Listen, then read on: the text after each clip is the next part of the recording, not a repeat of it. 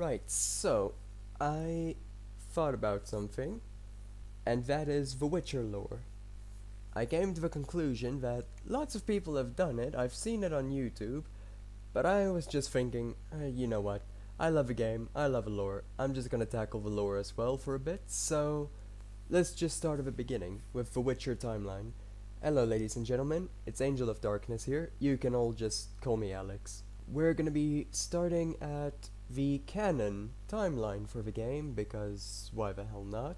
Let's just start at the very beginning before anybody even knew humans existed, when the dwarves were arriving on the lands of a continent. Now this was somewhere between the year 2700 BR to 1240 BR. The dwarves arrived on the continent, which basically, if you know, the world doesn't really have a name, and 90% of the landmass is located in the northern hemisphere, so that's where the dwarves arrived. The gnomes already had small colonies in locations known as Mahakam and Tirtoker, to which we'll get later. We're not going to discuss Mahakam and all the other dwarven cities and the elves and stuff yet. For now, we'll just tackle the timeline. Now, somewhere after the dwarves started arriving, in 2230 BR, somewhere around there, was the Age of Migration, which I'll also explain in detail later, where the Ancient Elves arrived on their white ships. That's when the elves arrived, before the conjunction happened and before humans were introduced to the world. Now, a long time after that, almost 1,000 years in fact, at 1240 BR. Now, from 2230 BR to 1240 BR, that was the Age of Migration. That was the duration from where the elves and the dwarves all moved to the continent where the gnomes were already established. Now, I'm just going to start explaining the conjunction of spheres because that's about the most important part of 230 BR. That's also one of the most important events in the history of the world. The conjunction of spheres was a cataclysmic event that affected the whole multiverse and occurred 1,500 years before any of the events written in the stories. During this event, lots of unnatural abominations and creatures came through the spheres and got trapped in the dimension which the story takes place in. Now these creatures include ghouls, graveyears, vampires, and other unnatural abominations. Rifts were created during the conjunction, which basically collided with all of the different realms, filling the world of the gnomes and dwarves and elves with creatures of hundreds of shapes and sizes, as well as a mystical force known as chaos, or by the other name, magic. People were unable to manipulate magic and with little preparation to fight monsters that came through the conjunction from all the other various different realms. The gnomes, dwarves, and elves, as well as the other displaced races such as the Vran, werebubs, halflings, and the first humans, were all plunged into a strange, dangerous, and uncertain time period that would last for a very, very long time. During this time, say the elves or humans, more specifically the Dauk or Wasgar people, first appeared. Their own world was destroyed, and thus Nordlings, which are a faction of humans, settled on the continent hundreds of years after this, and this event is known as the First Landing. It can be debated whether or not the original humans were extinct by the time the Nordlings arrived or not, but according to most speculation, by the time the Nordlings actually finished the First Landing, the original human civilizations were mostly gone. Now, and then there emerged a worship in the form of a goddess, and this goddess, as many of you already know the name of, is known as Melitele, and is one of the oldest and most widespread systems of belief in the Witcher universe. Also during this time, a written language was being developed based on Elven runes and Dwarven ideograms. Now, this is a lot to swallow. Basically, what I've been telling you from the beginning is 2700 to 1240 BR was the age of migration, basically. The dwarves, the elves, arrived on the continent where the gnomes were established, and shortly after that, 230 BR, was the conjunction of spheres where humans passed through the spheres and arrived in the world.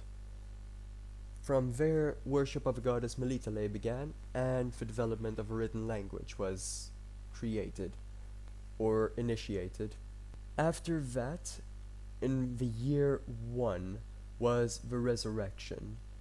It's really not a well-known or well-discussed topic. Yeah, apparently nobody knows what the resurrection is. It's a very vague event, but it's basically the point where before resurrection switches into the resurrection time period, post-resurrection being the actual years when the game takes place. From the resurrection to the first important event, there's a huge ass time gap. Basically the first huge event, nothing really important happens, so we'll just skip to 760, and this is when the necropolis at Fenkarn was created. The Nordling people also started to arrive in the north of the continent here. Human civilizations, already present in the other parts of the world, got there through the event known as the First Landing, or the Landing of the Exiles, because humans were exiles from their own realities who arrived in the world that was already populated. Now, it's very important in the human history that this event happened, because humans came ashore to the continent during this time at very important points. For instance, the mouth of the Yaruga and Pontar Delta. Once upon land, I think you pronounce it Jan Becker, was the first to discover and harness the force there, and humans set up the first settlement. Granted, it took several hundreds of years for the elves to notice the humans, and to notice the growing threat from these newcomers to their world.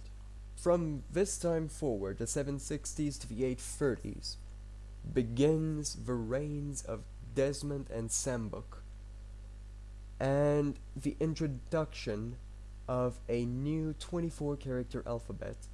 Now all these names I'm discussing now, Desmond, Sambuk, the First Landing, Yaruga, Pontar Delta, all those stuff, I'm going to be discussing this in separate videos, so if you want to learn about these, just be patient. I'll get to people, I'll get to the nation, I'll tackle everything I damn well have to, just wait.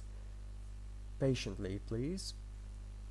Between the 760s and the 830s, the 24-character alphabet was introduced, and the Novogradian Union was formed. Geoffrey Monk took a group of children to be trained by elves at Loch Muinne. And also, another important event was that the mage's seat in Murphy was established. This event, closer to the 830s, led up to the massacre at Loch Muinne and Est Hamlet, carried out by Raupenek of Tretogor's army, and that also coincidentally led to a carnage at Sheroed. And this brings us to the 1830s.